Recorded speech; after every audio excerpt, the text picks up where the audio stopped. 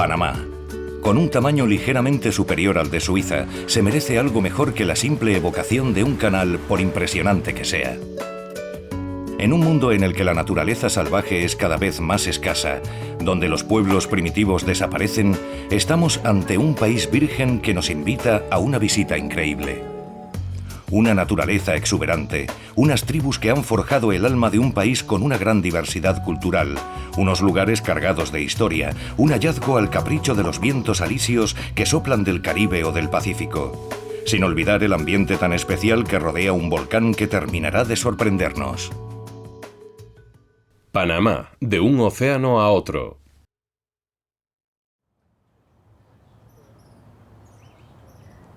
La capital de Panamá es Ciudad de Panamá, una de las ciudades más cosmopolitas de América Central, con un mestizaje de pueblos llegados del Caribe y de América. Los rascacielos son la prueba de la vivacidad de una economía en continuo movimiento. La metrópoli cuenta con 880.000 habitantes en un país que apenas alcanza los 3.800.000.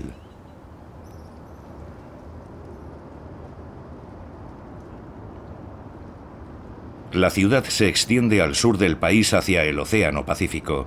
La parte moderna está al este y la antigua al oeste.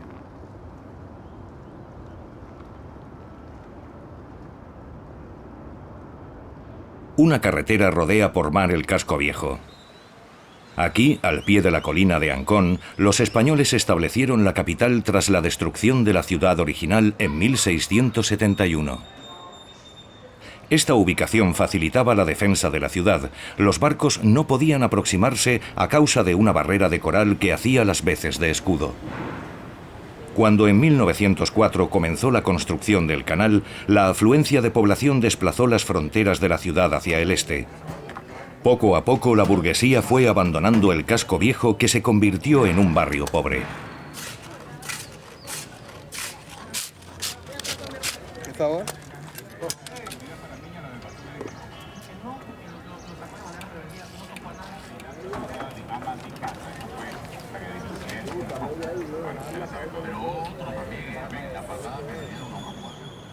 La restauración de todo el barrio ha llevado su tiempo.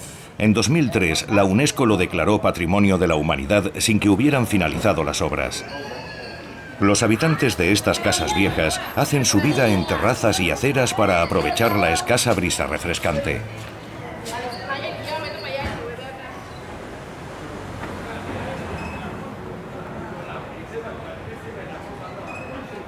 El estilo arquitectónico es como su pasado, una mezcla constante. El estilo colonial se mezcla con el Art Deco.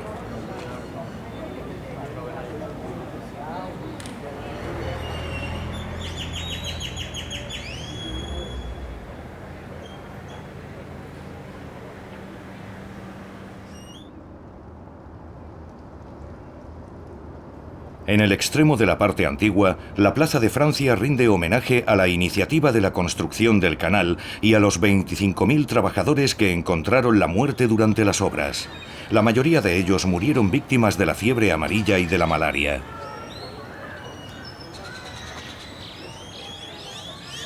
Fue entonces cuando el cubano Carlos Juan Finlay descubrió que los mosquitos eran vectores de transmisión de la fiebre amarilla y así se pudo comenzar a erradicarla.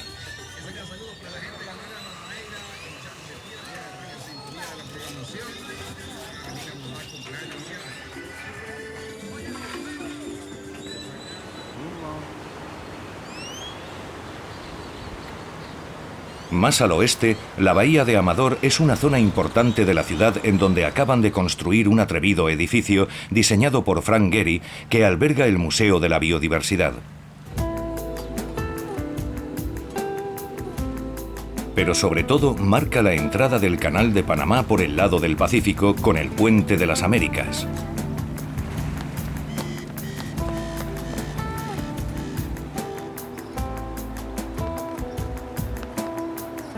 Panamá la Vieja es el sitio arqueológico donde estaba la antigua ciudad de Panamá, fundada en 1519 por el conquistador Pedro Arias Dávila, con 100 habitantes.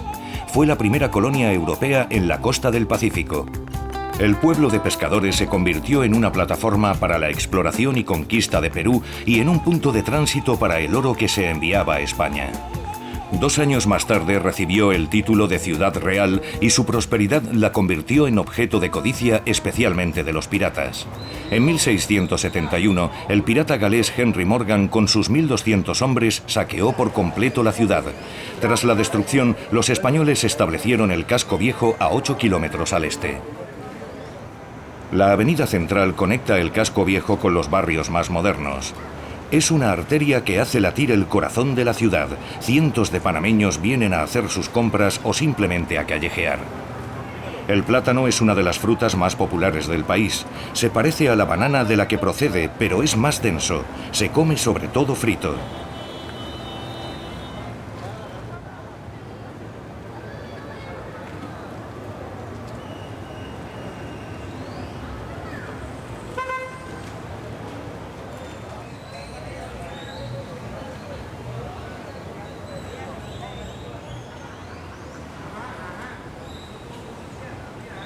En 1903, Panamá obtuvo la independencia de Colombia.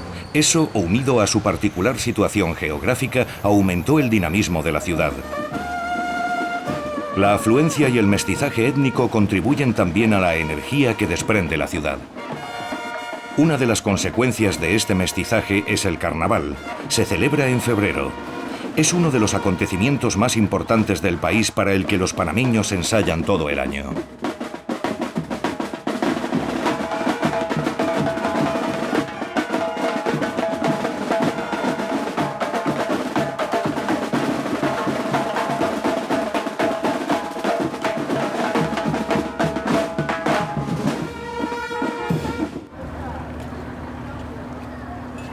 A la salida del casco viejo, con vistas a la avenida Balboa, se encuentra la lonja de obligada visita. Es un lugar emblemático de la capital. Cada mañana el bullicio se adueña del muelle a la hora de descargar el pescado. Siendo un país que posee costas bañadas por 2 océanos diferentes, es normal que el pescado esté muy presente en el modo de vida. El mercado data de 1995. Se construyó con la cooperación técnica de Japón para acoger todos los productos del mar. Abastece a toda la ciudad.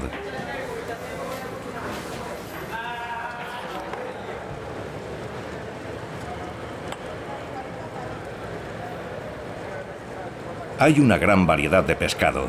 Cerca de las costas se pescan pargos que pesan entre 15 y 50 kilos y meros que a menudo superan los 40 kilos. En alta mar se pescan tarpones, petos y llampugas. El marlín se captura en pesca deportiva. Ante la reducción de los recursos, el país ha desarrollado con éxito la cría, concretamente de gambas.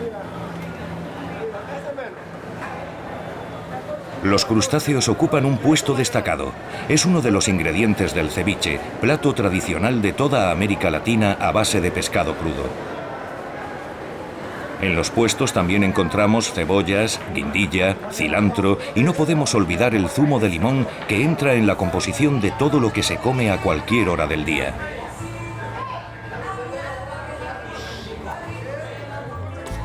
Rodeada de restaurantes, la lonja de pescado es un pretexto para venir a pasear por el paseo marítimo que conecta con la ciudad moderna.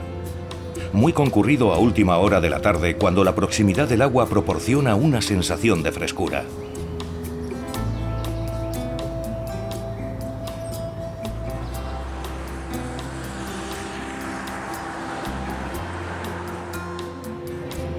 Mucho antes de que se hablara del canal, el Istmo de Panamá era un paso estratégico entre las 2 costas de América. 2 años después del inicio de la estampida hacia California, provocada por la fiebre del oro de 1848, el país se equipó de una compañía de ferrocarril. Desde 1869, la línea transcontinental no dejó de crecer. La idea de una ruta marítima entre los 2 océanos, que ya evocara Carlos I de España, siempre había sido considerada la solución ideal. Después de contemplar la posibilidad de un canal en Nicaragua, Ferdinand de Lesseps, gracias al éxito del canal de Suez que acababa de realizar, se lanzó en 1882 a una aventura épica. Solo 9 meses después del inicio de las obras, un terremoto hizo caer la cotización de las acciones de la compañía creada para realizar el canal. La fiebre amarilla causaba estragos entre los obreros, por no hablar de las crecidas devastadoras del río Chagres en la estación de lluvias. Gustave Eiffel diseñó una red de esclusas para controlar el río. Pero en 1889 las numerosas dificultades y la especulación provocaron la bancarrota de la compañía.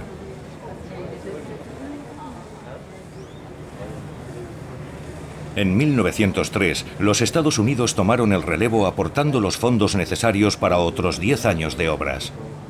La zona del canal permaneció bajo su administración hasta 1999.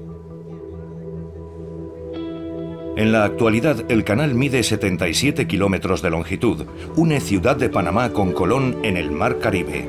Cada año lo atraviesan 14.000 barcos a una media de 40 barcos al día, desde el simple velero hasta el buque de carga concebido para poder pasar a través de las esclusas. En Miraflores, unos trenes eléctricos a ambos lados del navío mantienen el eje del barco. De este modo se evita que choque con los muros de hormigón. El barco se encarga de su propulsión.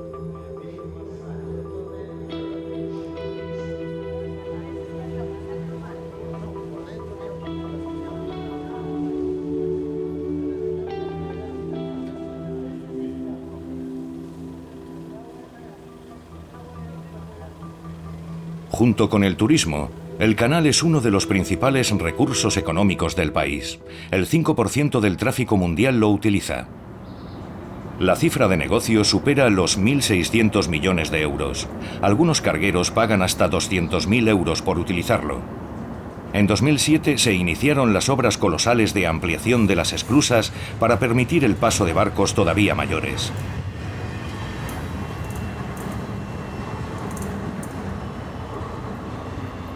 Un barco tarda 9 horas de media en franquear las esclusas y los 77 kilómetros del canal.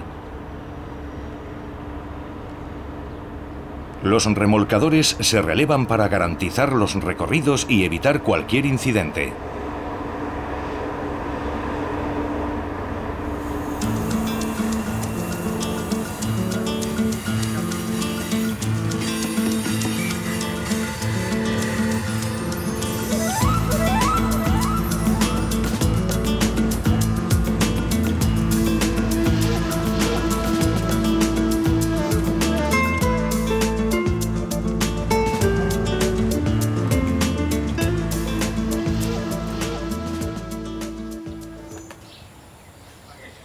En cuanto salimos del perímetro del canal, la vida salvaje reaparece. Varios lagos de agua dulce sirven para alimentar las esclusas, un maná para toda la fauna que rápidamente los ha colonizado. El 40% del territorio panameño está cubierto por selva tropical. La mayor parte es todavía selva primaria. El Parque Nacional de Soberanía es una zona protegida de 220 kilómetros cuadrados con un clima tropical situado a tan solo 25 kilómetros del centro de la capital. El parque alberga más de 200 tipos de mamíferos y alrededor de 400 especies de aves.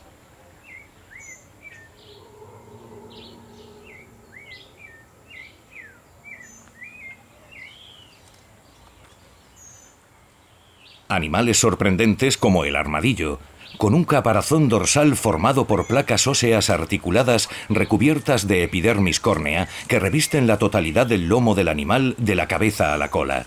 Es un animal solitario e inofensivo que se alimenta de insectos. O ruidosos, como los monos aulladores que apenas se distinguen y cuyo aullido es inversamente proporcional al tamaño.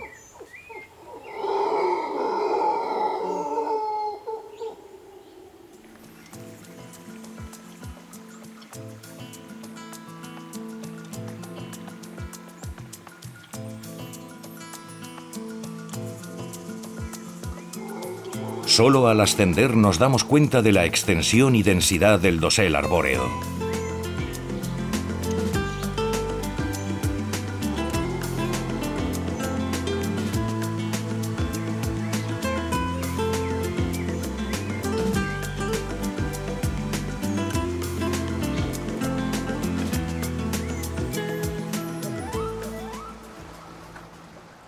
Siguiendo la carretera hacia el noreste, llegamos enseguida a la provincia de Colón y a la costa caribeña.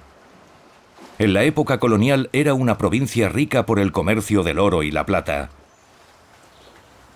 Los piratas merodeaban permanentemente.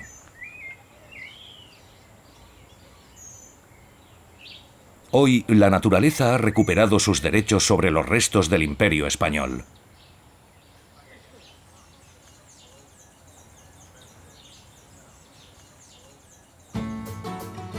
En aquella época, Portobelo era el puerto más importante del país. Resulta difícil imaginar que este apacible pueblo de pescadores fuera paso obligado para todos los cargamentos de oro que llegaban de Perú y después se llevaban a la capital a lomos de mula. El aspecto de la iglesia de San Felipe no tiene nada de extraordinario, pero en su interior guarda la estatua de un Cristo negro de origen legendario. En 1671 habría llegado a la costa de Portobelo un galeón español proveniente de Cartagena. En plena tempestad tuvo que refugiarse en la bahía y lanzar al agua el cargamento. Los habitantes rescataron al nazareno y llegaron a la conclusión de que el Cristo había querido quedarse en Portobelo. Lo colocaron en el retablo de su iglesia. Los españoles construyeron varias plazas fuertes para defender la bahía. La más importante y mejor situada es el Fuerte San Jerónimo, que con sus 18 cañones tenía toda la bahía en el punto de mira. El edificio de la aduana, que data de 1630, se ha conservado tal y como era originalmente. Los galeones tenían que registrar su cargamento de oro antes de salir hacia Europa. En 1820 se promulgó un tratado que prohibía la esclavitud. En aquel entonces el 90% de la población era negra, procedente de Santo Domingo, pero sobre todo de África, y en el caso de Portobelo concretamente del Congo. Después del carnaval, un festival reúne todas las formas de expresión artística que recuerdan la época en la que unos esclavos que habían escapado vivían en la selva en pequeñas comunidades. Sandra Eleta es fotógrafa y ha creado el taller Portobelo al que los habitantes del pueblo acuden para expresarse a través de lo que se denomina arte congo. El éxito ha superado todas las expectativas. Todo es muy colorido y expresivo. Parte de las obras se venden en una galería. Alberto mantiene viva la memoria de los congos. Es uno de los artistas más conocidos de Portobelo. Tiene una personalidad arrolladora y toca instrumentos que él mismo fabrica, vaciando con un machete troncos de cocotero. Largo.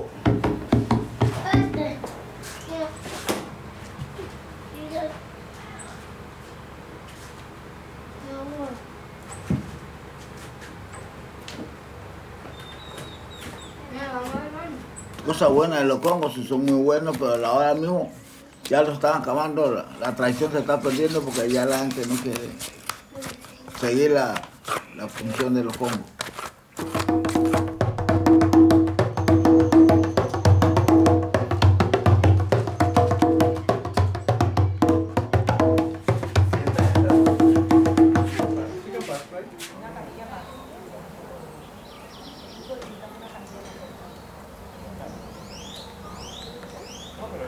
En la misma calle, un poco más abajo, en la casa de la familia Villanueva, Yaniza va a preparar un plato tradicional que se come en familia los fines de semana: arroz con coco y pescado. Consomé de marisco. Un poquito de pimienta al gusto.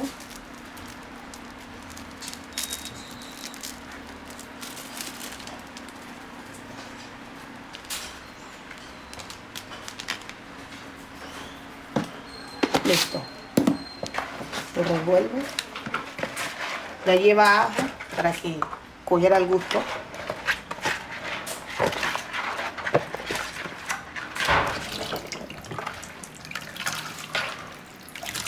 Se exprime para que le vaya saliendo el jugo.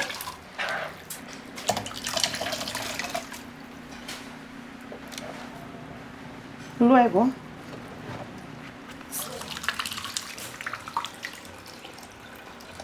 para que hierva.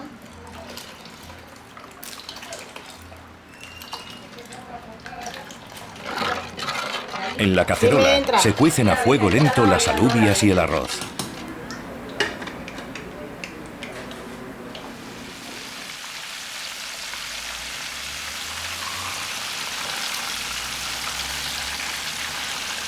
El pescado tiene que freírse durante unos 10 minutos. Los aguacates panameños tienen un tamaño muy generoso y se utilizan para acompañar muchos platos. A Yaniza le gusta ponerse los domingos la pollera, que ella misma ha confeccionado para el carnaval.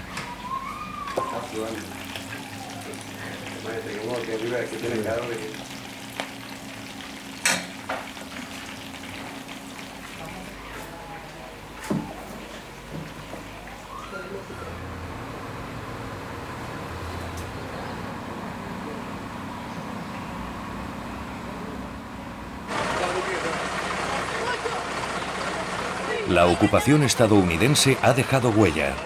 Aquí los conductores de autobús suelen ser copropietarios de su vehículo. Lo decoran y transforman en ocasiones de forma espectacular. Los de Portobelo tienen fama en todo el país de ser de los más creativos.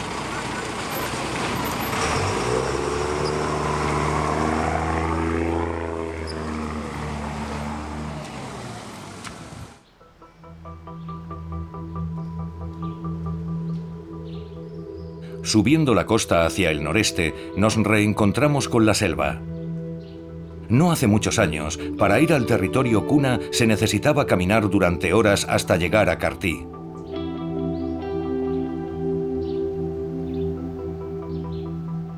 Los Kuna son un grupo amerindio de Panamá y Colombia.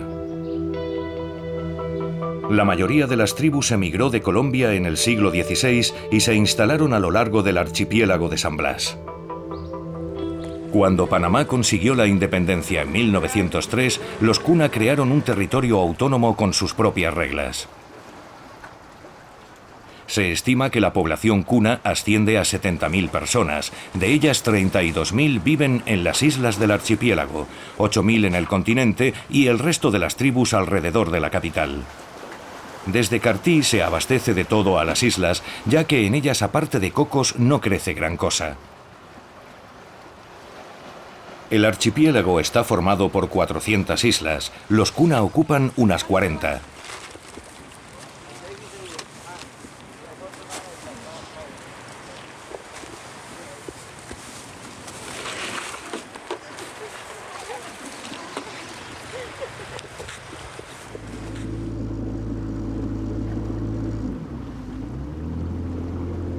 El movimiento no cesa. La piragua con motor es una herramienta indispensable para poder circular. Los Kuna se han adaptado muy bien a la nueva situación, sobre todo a vivir en islas, cuando originalmente no eran un pueblo marino. En 1954, tras una larga lucha, el gobierno panameño concedió a las Islas San Blas el estatus de comarca, o lo que es lo mismo, el de reserva.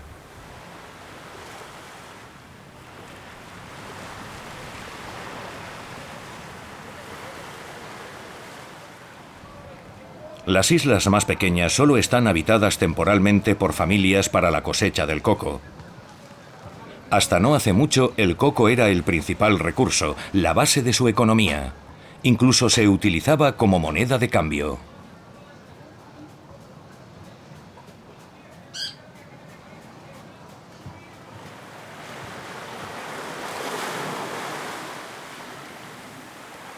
La pesca sigue siendo un recurso importante en todo el archipiélago. En un territorio controlado por un puesto fronterizo, los Kuna se abren con prudencia al turismo. Las islas poseen unos atractivos indiscutibles, pero su religión está íntimamente ligada a la naturaleza. Sus oraciones, sus cantos, rinden culto al viento, a la belleza de lo que les rodea. Ellos consideran que los Kuna y la naturaleza forman parte de una misma entidad. Un número limitado de islas están acondicionadas para alojar a los visitantes que están obligados a respetar ciertas reglas. Bajo ningún concepto un extranjero puede adquirir una parcela de tierra por pequeña que sea. La filosofía de los Kuna se basa en la diosa madre tierra, Pachamama. Es una sociedad matriarcal. La tierra es propiedad de las mujeres y se transmite de madre a hija. Los hombres son guerreros, son los defensores de la tierra y son honrados por ello. Se encargan también de los equipos de trabajo. Las mujeres llevan ropas muy coloridas y se ponen unas pulseras multicolores llamadas winnies a lo largo de los brazos y de las piernas. Según su creencia, estas interminables pulseras con motivos geométricos las protegen de los malos espíritus. Gilberto vive en Ciudad de Panamá, pero viene regularmente a su tierra. Nuestra alimentación está constituida en un 90% por pescado, puesto que vivimos en medio del océano. El 10% restante es pollo, porque nosotros no tenemos carne, no tenemos vacas, ni siquiera en las tierras del continente. Un símbolo de la vida cotidiana de los Kuna es la piragua. Se fabrica trabajando durante más de un mes el tronco de un cocotero. Pese a todos los esfuerzos por impermeabilizarla, suele entrar agua, así que hay que achicar constantemente con una cáscara de coco. Desde muy pequeños los niños aprenden a navegar con modelos pequeños.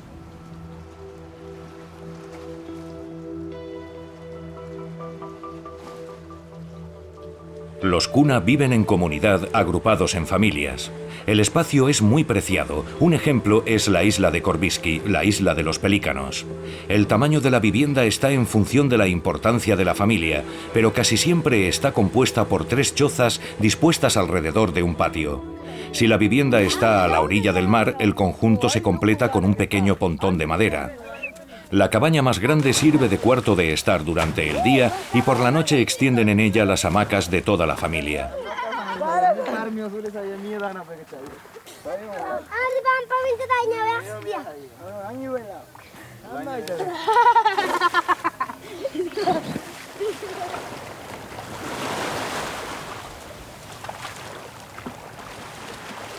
Los Kuna han conseguido resistirse a las proposiciones de los extranjeros y a la tentación del dinero gracias a unas reglas muy conservadoras. Todo el mundo obra por el bien de la comunidad. En el caso del agua, el abastecimiento está muy organizado en cada isla.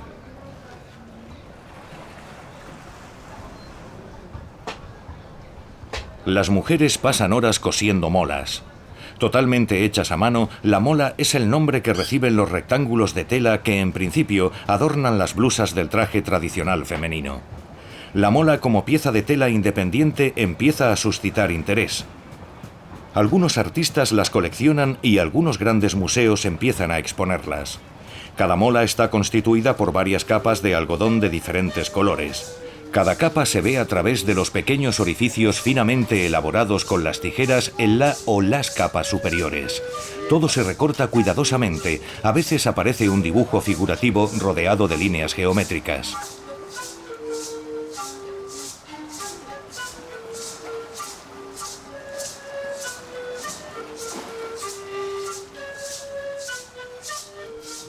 Normalmente, a los Kuna les gusta vivir en grupo, estar juntos. Se agrupan en familias, incluso en las islas pequeñas. Aunque sean muchos, todo está muy bien organizado.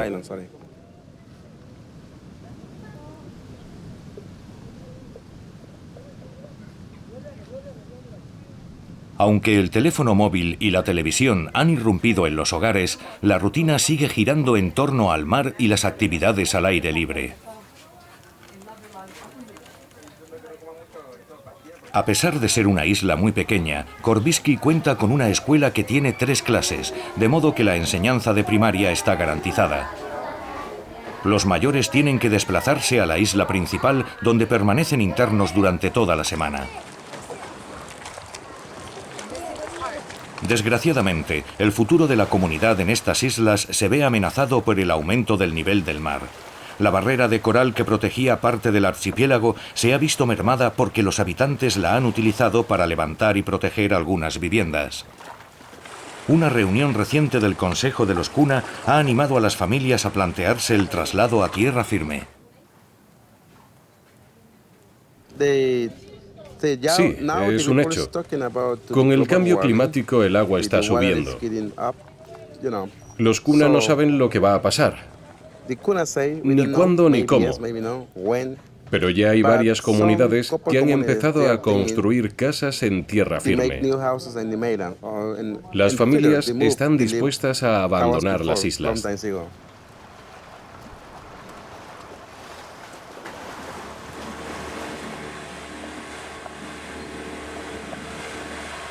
La isla de Karti-Sukdub es una isla importante en esta parte del archipiélago. En ella hay comercios y varios colegios. La vida comunitaria ocupa un lugar significativo en el día a día de los Kuna. La regula un congreso dirigido por Sailas, una especie de jefes consuetudinarios. Gracias a una reconocida sensatez, ayudan a los habitantes a solucionar los problemas cotidianos. Sin embargo, su función principal es hacer que se viva la tradición. Esta se transmite oralmente de generación en generación desde hace siglos. Todo se decide y se regula en la Casa del Congreso. Los habitantes acuden allí hacia las 5 de la tarde para discutir algunas cuestiones o problemas eventuales. El Saila, jefe del pueblo, y sus ayudantes intentarán solucionarlos con toda tranquilidad. El jefe Louis Murphy es muy querido. Lleva 9 años siendo reelegido cada año.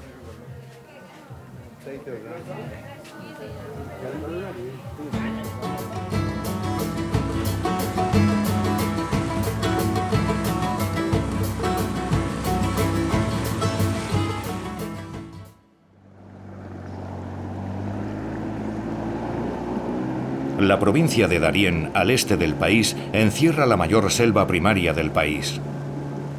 Hace 50 años el 70% de la superficie de Panamá estaba cubierta por la selva. Hoy lo está menos del 40%. La deforestación es un tema preocupante que amenaza la fauna y el hábitat tradicional de los emberá. Los emberá son uno de los principales pueblos indígenas de Colombia y también viven al este de Panamá. Para llegar a los primeros poblados emberá hay que remontar el río Chagres.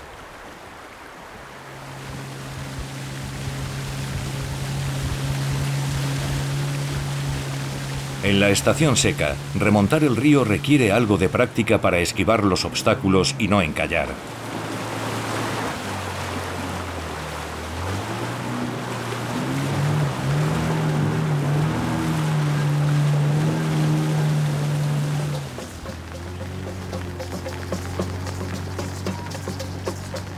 El poblado de los emberá Drúa cuenta con 50 habitantes.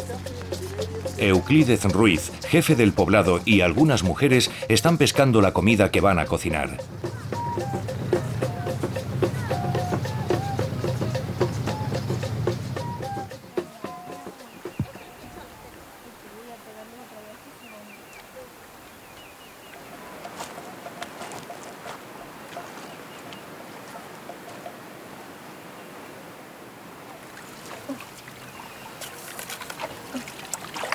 El plátano es una fruta muy popular entre los emberá.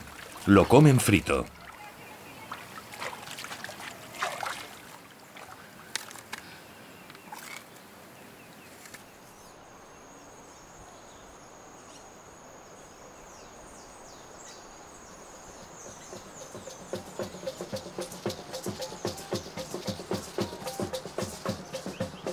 El poblado está situado en lo alto de la orilla porque en la estación de lluvias el nivel del río puede subir repentinamente.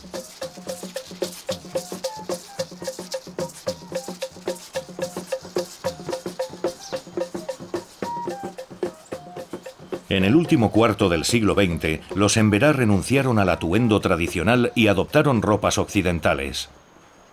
Pero la aparición del turismo indígena ha provocado el retorno al uso del atuendo tradicional, favoreciendo su identificación dentro y fuera del país.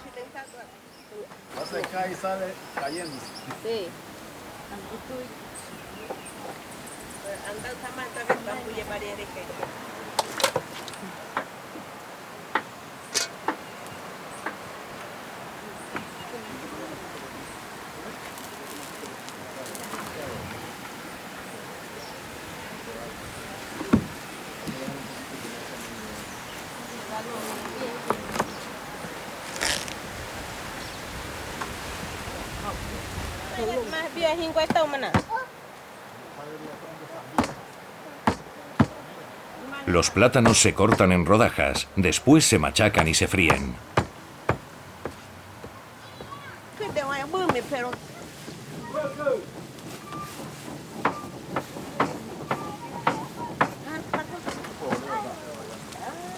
La autonomía alimentaria del poblado es relativa.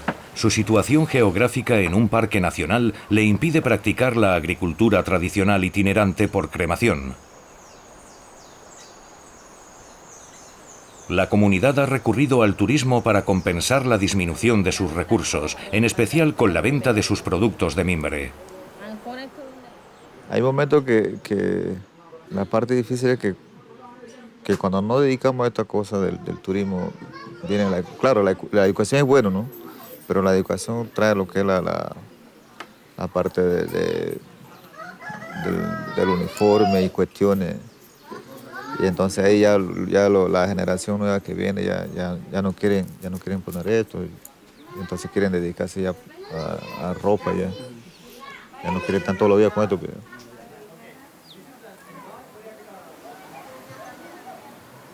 Pero no siempre ha reinado la tranquilidad. Ha habido algunas tensiones provocadas por las repetidas migraciones y porque la proximidad del mundo moderno ha complicado las prácticas chamánicas.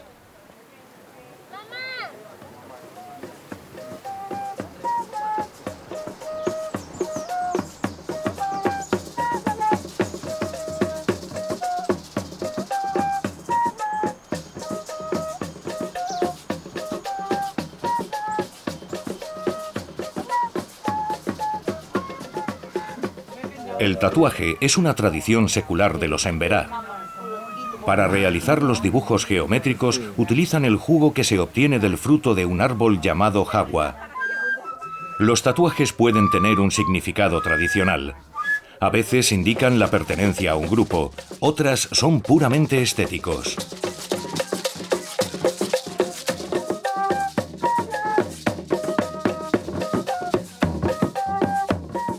Hasta mi punto de vista, el turismo, aparte, para mí es beneficioso.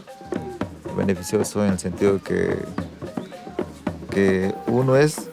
estamos tratando de rescatar lo nuestro, que ya casi estaba perdiendo, pero ya estamos ahorita mismo actualmente con nuestra vestimenta, ese uno. Y además el turismo nos genera el dinero, la cual nos compartimos entre toda de la comunidad aquí, lo que trabajamos turísticamente.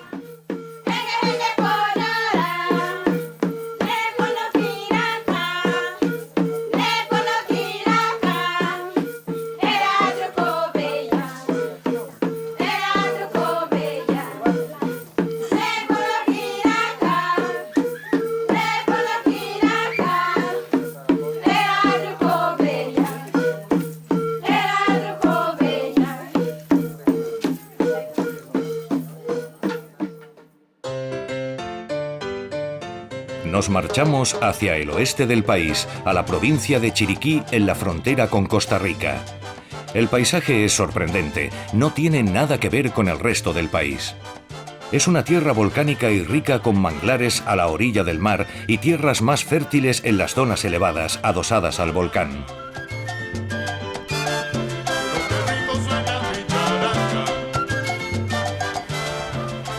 Cuando los españoles desembarcaron a principios del siglo XVI, les sorprendió el gran número de tribus que poblaban la región.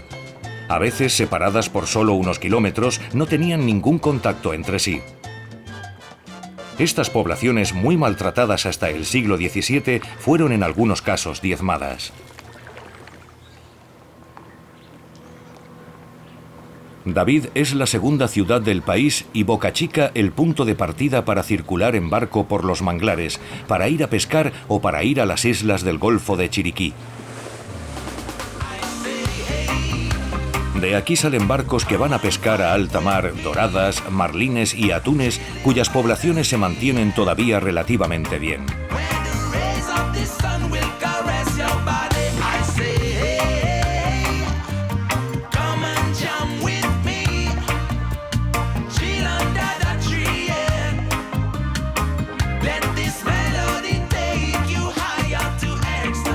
Las islas del Parque Nacional Marino del Golfo de Chiriquí están marcadas por la presencia del volcán en las tierras altas. La mayoría de las 25 islas están rodeadas de un arrecife coralino.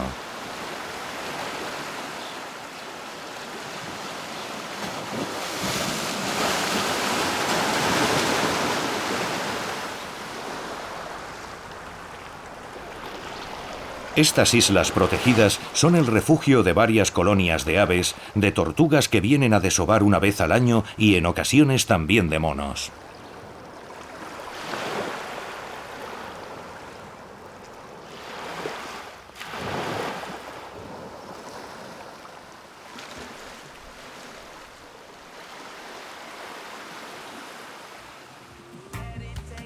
Al contrario de lo que sucede en el litoral caribeño, en esta costa del Pacífico el turismo es muy reciente.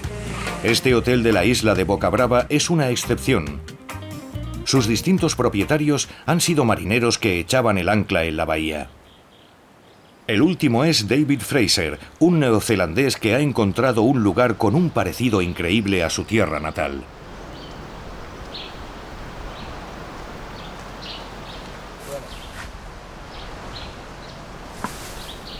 Aquí se trabaja estrechamente con las tribus locales que regresaron a sus tierras después del tumultuoso periodo de la colonización. Algunos son originarios de los Ngabe Buglé, que podemos encontrar sobre todo más arriba, hacia el volcán. En el ascenso a Boquete encontramos unas llanuras áridas que son tierras de transición hacia el volcán.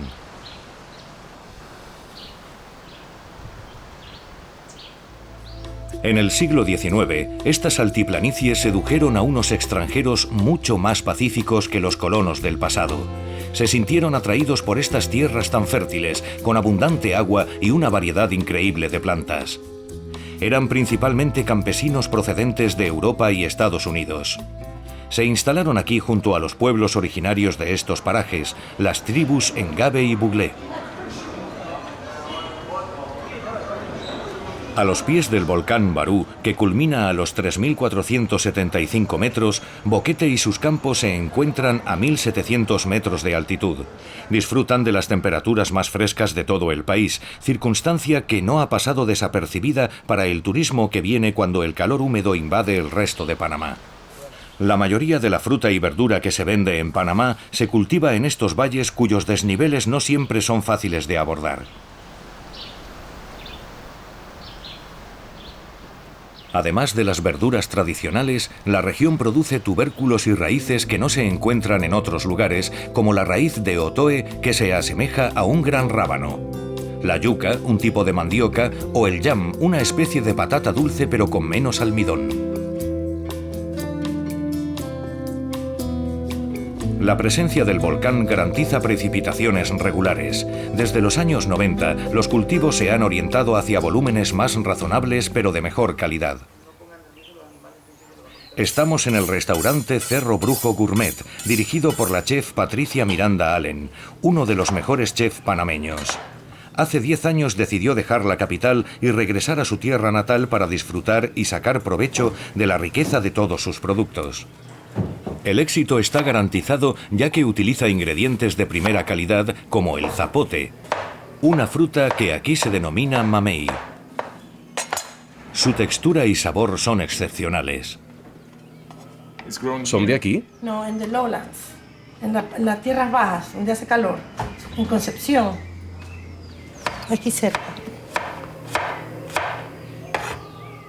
Bueno, no para mí, porque ya yo tengo 15 años de tener mi restaurante y ya yo tengo mis productores orgánicos y algunas cosas yo las produzco. Las hierbas yo las produzco. Sucede que sí, el sabor es diferente, aparte de que aquí se crecen cosas que no crecen en las otras tierras, en la mayoría de Panamá. Aquí hay muchos vegetales que son endémicos de este lugar, muchísimos. Entonces, y está cerca, pero igual hay muchas cosas diferentes.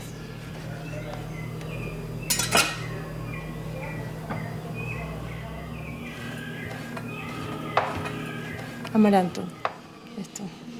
Esto es la reducción de agua de coco. Estos cocos son del área del Atlántico que tienen un poco más de sal que lo usual y solamente el agua de coco reducida. Tiene un sabor muy especial entre dulce y salado. Lo vamos a usar un poco en la ensalada.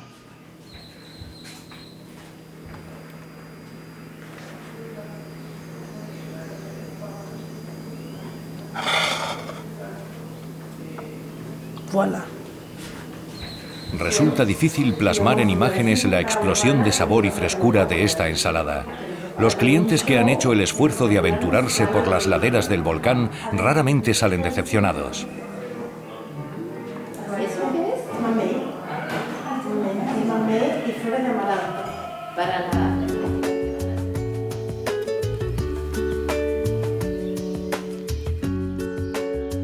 A principios de los años 90, el café de Panamá no tenía mucha fama, hasta el día en el que algunas explotaciones empezaron a cultivar geisha, una variedad originaria de Etiopía que se aclimató extraordinariamente. El geisha se ha convertido en uno de los mejores cafés del mercado mundial, con unos precios que superan los 350 € el kilo. Héctor Vargas, en su explotación La Milagrosa, cultiva varias variedades de café, entre ellos el famoso geisha. Las tierras volcánicas, pues, de origen volcánico, pues favorecen mucho la producción de café o el desarrollo de las plantas. Tito, como le llaman aquí, no solo es un apasionado del café, sino que además es un artesano avispado. Ha fabricado todas las máquinas que utiliza para preparar el grano de café, desde la molienda del grano hasta la torrefacción.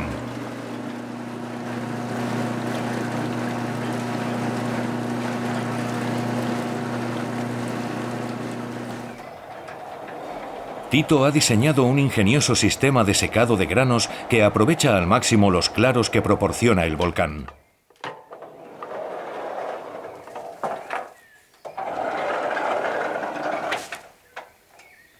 Bueno, las condiciones del suelo influyen mucho en el sabor, ¿no? El proceso y por lo menos nuestro secado natural o los secados naturales influyen en un buen sabor. Podríamos comparar el café con una buena champaña.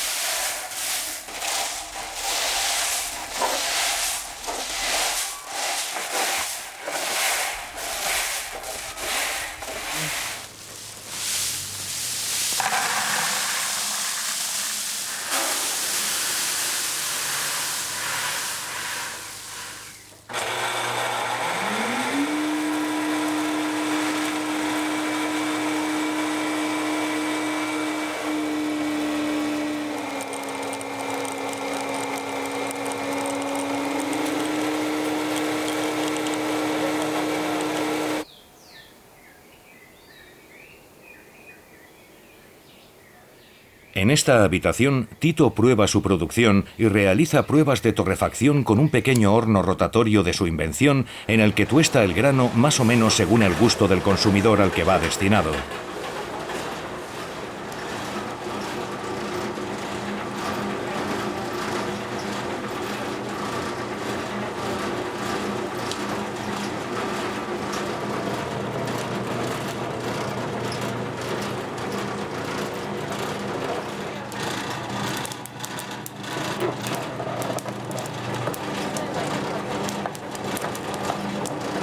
En Estados Unidos les gusta la torrefacción muy rápida para que el sabor no sea muy acentuado.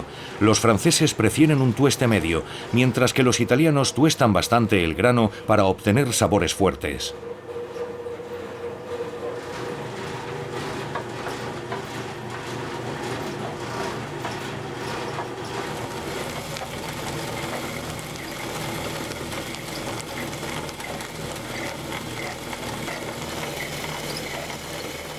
Procesos naturales o tradicionales, o combinado artesanal con tradicional, pues ya va a producir un sabor diferente, una calidad diferente.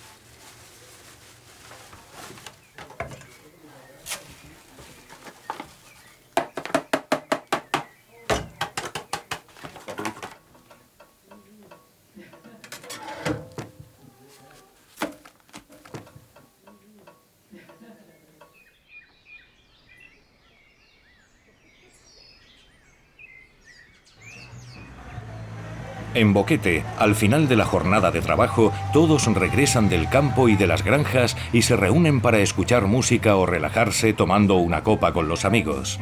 Sin miedo a lo que puedas perder, sabes que no tengo ilusión sin nada que te pueda perder y llorarás porque no ves. Lo que tienes es, ¡ay! ¡Lo que tienes es, ¡ay!